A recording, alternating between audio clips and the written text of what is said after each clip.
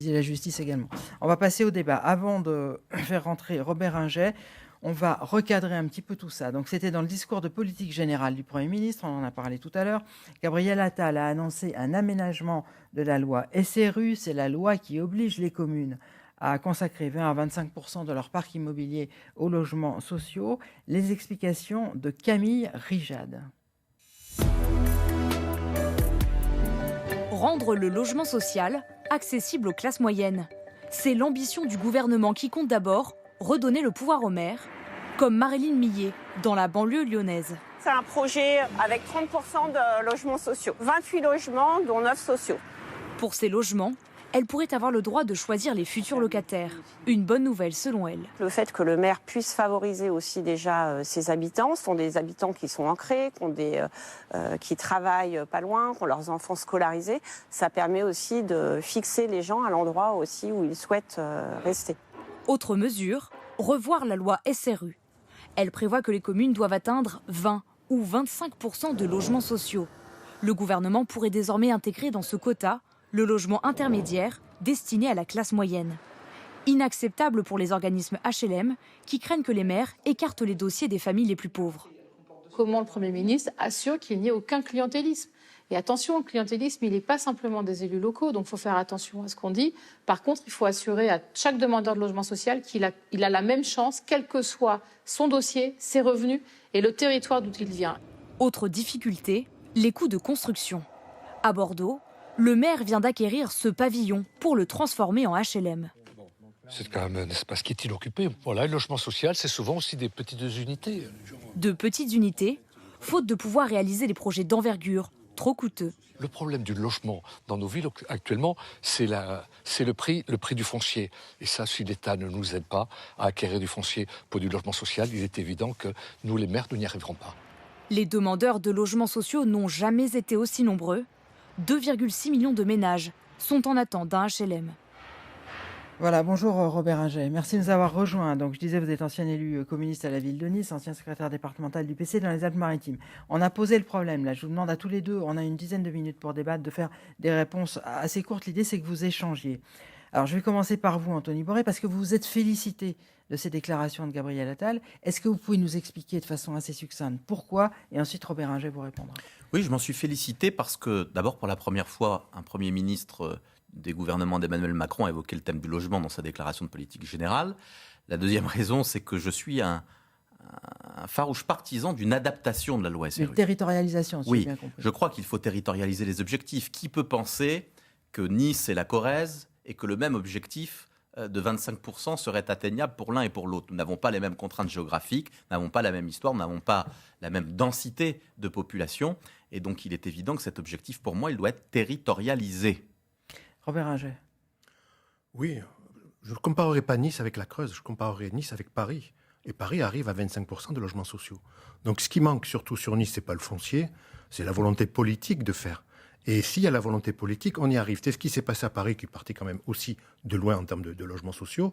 Le résultat aujourd'hui, on a toujours la droite qui est mobilisée contre, et surtout que ça n'aille pas dans certains arrondissements. Mais quand il y a la volonté politique, il y a la possibilité de faire, d'autant plus que les outils existent, la question c'est de les mettre en œuvre. Alors, Anthony Boré, il y a une question aussi qu'on se pose. Je voudrais que vous débattiez tous les deux là-dessus. On va expliquer très rapidement ce que c'est que ces logements intermédiaires. Ce sont des gens qui, je simplifie, qui gagnent trop pour être éligibles aux logements sociaux, mais en gros qui ne peuvent pas accéder à la propriété parce qu'ils ne gagnent pas suffisamment. Donc ils ont le droit d'accéder à des logements qui sont un petit peu moins chers que ce qu'on trouve sur le marché privé en matière de location. Est-ce que d'intégrer ces logements-là dans les quotas de loi SRU, ça ne va pas vous permettre de contourner la loi et d'éviter de payer des amendes? Et bien sûr que non. D'ailleurs, par le passé, nous avons déjà payé des amendes, nous en payerons à nouveau. Et moi, je pense que c'est une petite avancée.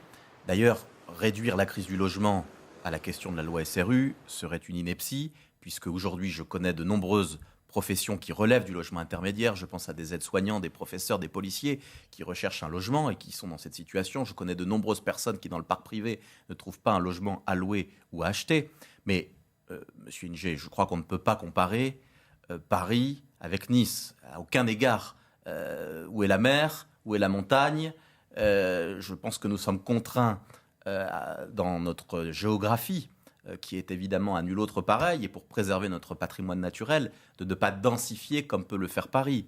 Il y a bien sûr une volonté politique forte que je défends avec Christian Estrosi, de faire du logement social. Elle s'illustre par un petit graphique que je vous ai amené.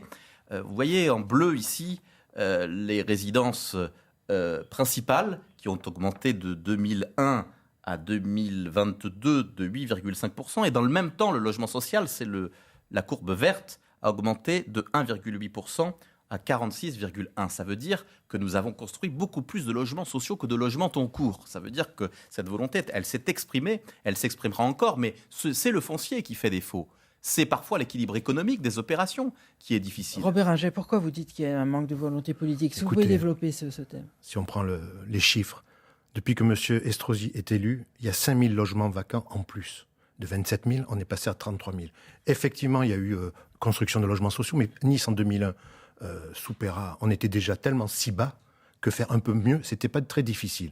Sauf qu'aujourd'hui, on stagne à 14%. On stagne à 14%, c'est le même niveau que le taux de logements vacants sur la ville de Nice.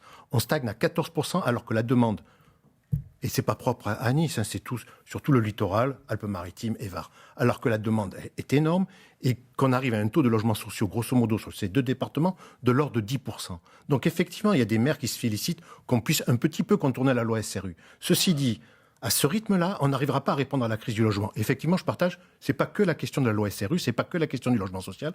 Il y a le phénomène du locatif privé avec le phénomène Airbnb qui est catastrophique. Mais ceci dit, si on ne répond pas aux besoins, si les bailleurs sociaux ne répondent pas aux besoins, on va droit dans le mur. Un ancien ministre du Logement parlait de bombes sociales à venir. Et si je prends le bilan de Côte d'Azur Habitat, M. Bourré, 2022, dans le bilan d'activité de Côte d'Azur Habitat, il y a 173 logements livrés, moins 71 qui ont été détruits ou vendus. Donc bilan, solde net, 72 logements. 72 logements. Et les projections, c'est 360 sur les 3 années qui suivaient.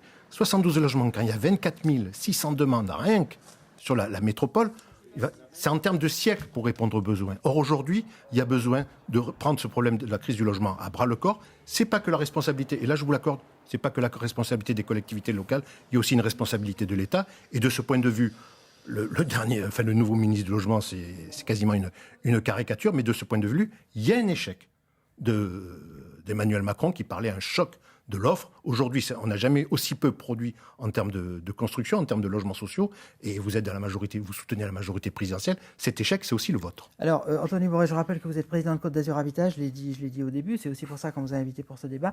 Et je précise aussi, merci de l'avoir dit tous les deux, ça ne concerne pas que Nice, hein, les gens qui nous écoutent dans le Var ou qui nous écoutent à Cannes, à Antibes ou dans d'autres villes du département, ça concerne toute la Côte d'Azur. Donc je vous laisse répondre. D'abord, je voudrais répondre sur la vacance, parce que les chiffres que vous annoncez sont fantaisistes. Selon le dernier décompte, il y a un nombre de vacances importantes, 26 000, mais vous ne faites pas le décompte réel entre la vacance de courte durée, puisqu'il se peut qu'un locataire parte avant qu'on en remette un autre, il se peut qu'il y ait des travaux, c'est-à-dire celle de moins de 2 ans que tous les professionnels considèrent être comme une vacance, je dirais, un peu conjoncturelle, et la vacance structurelle de plus de 2 ans. La vacance structurelle, M. Niger, de plus de 2 ans, elle est de 4 412 logements, c'est-à-dire 2% de notre parc. Et c'est sur celle-ci qu'il faut lutter. Qu'est-ce que je fais, moi, pour lutter contre celle-ci? Je lance des déclarations d'utilité publique quand les propriétaires, pendant des années, font traîner des questions d'indivision pour ne pas y réaliser des travaux, comme je viens de le faire avenue Rébaud à Nice. Donc, je mène une action résolue contre ça. Mais vous n'expliquerez pas que le manque de volonté politique, c'est le manque de volonté de lutter contre la vacance, parce que sur la vacance, j'y suis et je mène une action forte, y compris contre des propriétaires défaillants que je reçois dans mon bureau. La deuxième chose que je peux dire sur ce que vous évoquez sur Côte d'Azur Habitat, c'est que vous n'évoquez pas le fait que si on démolit des logements, c'est pour apporter un mieux vivre à des habitants qui vivaient dans des ghettos, comme au Moulin ou au Liseron. Cette année, je vais démolir une tour au Liseron. Je vais démolir le porche supplémentaire de la laverie au Moulin. C'est pour apporter du mieux.